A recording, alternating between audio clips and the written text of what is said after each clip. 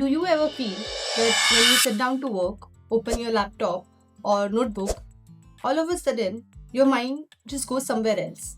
In fact, it goes everywhere else except for where it should be. Like you are thinking about that awkward text from yesterday, and before you know it, 30 minutes have passed and you are here after having wasted a lot of time and getting no work done. And then you start panicking, start getting anxious, and start blaming yourself that maybe you are lazy, maybe you are pathetic. But let me tell you, it's not your fault. This is happening because your brain is overloaded. You know how, like, when you have too many tabs open on a browser and the browser cannot keep any one of them in place? That is exactly what is happening to your brain, and that is the reason why it cannot focus.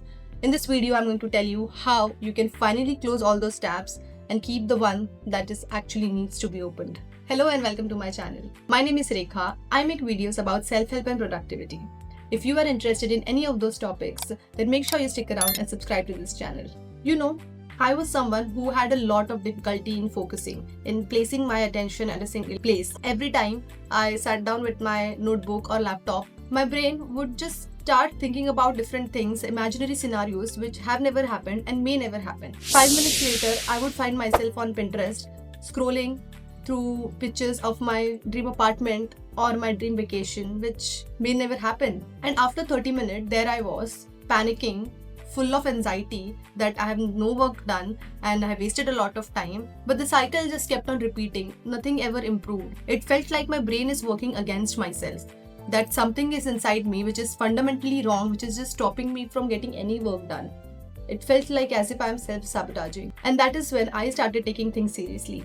I started researching about focus. I started observing people, reading about them, and I started doing my own experiments on myself. And through all of this, I have distilled 3 simple but effective techniques which have helped me regain my focus, and I'm sure they will help you too.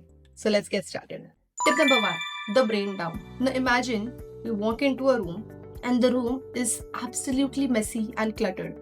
There are clothes lying down everywhere. There are piles of clothes on the bed, on the desk, on the table, on the chair, and the cupboard is just overflowing with clothes. And now in the middle of all of this, you have to find your favorite top. Just think about it, how easy or difficult it will be for you to find something in the middle of that chaos. And that is exactly what is happening with your brain. Your brain is just storing a lot of information, and most of it is useless, but a lot of it is also useful. And your brain is trying to remember all of those important things so that you don't forget, so that you don't miss out on something. But while doing all of this, it is expending so much energy that it has no energy and bandwidth left now to focus on the task that is in front of you. And that is why brain dump will help you deal with this chaos. All you have to do is take a notebook, notepad, laptop, or even your phone notepad and start writing about your thoughts. Just put down everything that is in your head on a piece of paper. And when I say write, like literally write it so that you can see it visually in front of you. Don't record it somewhere. What happens when you write down all your thoughts in a piece of paper is that now your brain knows that everything that it was supposed to hold is safely stored somewhere, and then it can relax. It can take a step back and use its energy somewhere else. So all you have to do is, before starting any work, take out 5 minutes and write down all your thoughts on a piece of paper, and then tell your brain that it's safe here and I will not forget. You can relax. And then when you go to start your work, you will notice a huge difference in the amount of focus that you have in your work, in the quality of work that you do. It's like putting all of those noisy thoughts in a waiting room where you know they are there, they are safe, but they are just not interrupting you right now when you are in your main meeting. Tip number 2, the 5-minute anchor. You know what is an anchor? An anchor is like a hook that will latch onto something that you want to hold on to. And the 5-minute anchor is what will help you get a hold onto your focus. Our brain is afraid of big commitment. It does not want to spend a lot of energy into doing big things. So when you tell it that you are going to study or work for 2 hours straight, it will resist it. It will use all its power to even stop you from getting started in the first place. But when you tell it that you will study for just 5 minutes, it relaxes. It does not see it as a big threat, and it just gives in. So commit to working just for 5 minutes. Those 5 minutes will set that momentum. And once the momentum kicks in, you will not stop. I guarantee you that once you start to focus for 5 minutes, you will go on for at least 30 minutes or 1 hour. And for those 5 minutes, I will genuinely do this work with full focus. And you will find that after 30 minutes also, you are continuing to do that work, and that you have latched on or anchored to your focus with just 5 minutes of commitment. Step number 3, the environment reset. Our brain loves patterns and visuals, and it actually goes above and beyond and spends energy to keep those patterns and routines intact. Your brain does not like to do new work, and you can use this to your advantage. Change your environment to signal focus. Like your brain has already associated certain parts of your environment to certain behaviors. For example, if you scroll a lot on your bed, your brain has associated the act of scrolling with being on the bed. And likewise, if you have a dedicated study area or a workspace, your brain has associated that area with work. So what happens is if you sit on that work desk and start scrolling or talking on the phone or scrolling through Instagram or Pinterest, your brain is now confused. It is not able to focus on that place because it is used to doing all kinds of things in that dedicated area.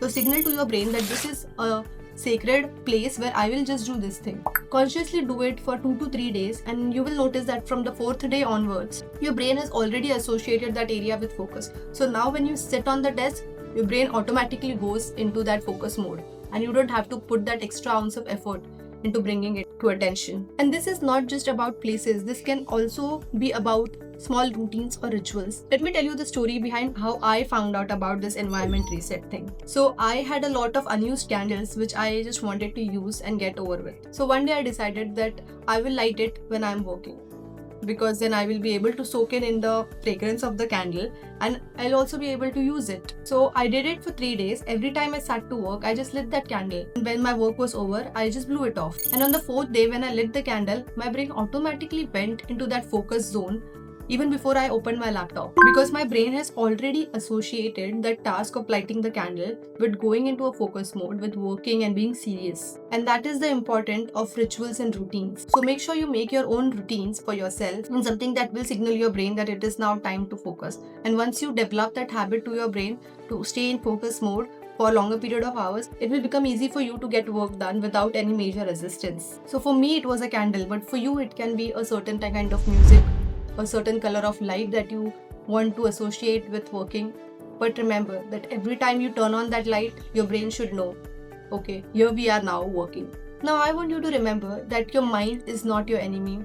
In fact, it is your biggest supporter. It wants to protect you from getting hurt. It is just trying to protect you by juggling too much at once. But when you give it a little bit of safety, a little bit of push, and the right environment, you stop fighting it. You start flowing, and in that flow state, the best of you will come up. Just imagine what you could do if your mind started working with you instead of against you. If this video helped you, make sure you try the brain dump or the 5-minute trick today, and let me know in the comments below which one you are starting with. I would love to know. So that's it from my side. If you like this video, make sure you like, share and subscribe, and I will see you in my next video. Thank you so much for watching.